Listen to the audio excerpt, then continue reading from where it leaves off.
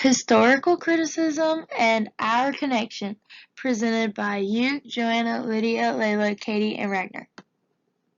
Historical, literature that captures zeitgeist, the spirit of the times in which it is produced. Primary goal is to find the text primitive or initial meaning in its original historical context. Secondary goal seeks to establish a reconstruction of the historical situation of the author and recipients of the text. Example, the Bible. The Charles Schmid murders relate to the short story. It is believed that Connie dies by being raped by Arnold Friend. In the murder of Aileen Rowe, Saunders was supposed to rape Aileen but couldn't because he was gay. During the murder of Aileen Rowe, Schmidt's girlfriend Mary French was listening to the radio in the car.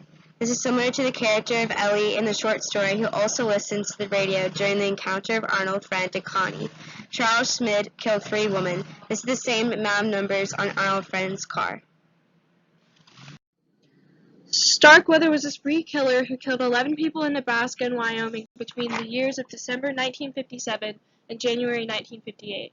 His first victim was Robert Culver, a service station attendant in Lincoln. He killed him with a shot to the head with a shotgun after Culver refused to give him $100 from the money till.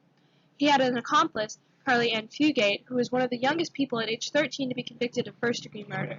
It is known that she was introduced to Starkweather by her older sister, who he previously dated. This relationship is very similar to what he could have happened between Connie and Arnold after she went into his car at the end of the novel. Connie's willingness in the end to join Arnold can be compared to Carly Ann Fugate's choice to join Starkweather. She chooses to do this after Starkweather murders her stepfather and her mother, so at this point she is given no choice. It is similar to how Arnold Friend threatens to hurt Connie's family.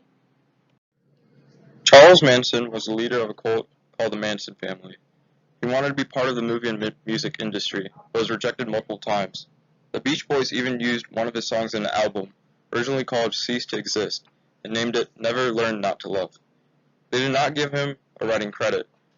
Manson's family pursued famous people, probably because of his failings in the industry. They succeeded in the Charles Manson murders. Might also relate to the story in that Ellie, Arnold's partner, never participates in the crime, just as Charles Manson never participated in the murders he commanded his family to commit.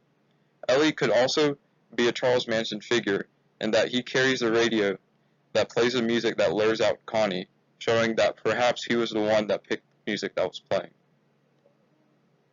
The media often gives serial killers their name, especially starting out, because serial killers were in a way being popularized by the media because they were so published.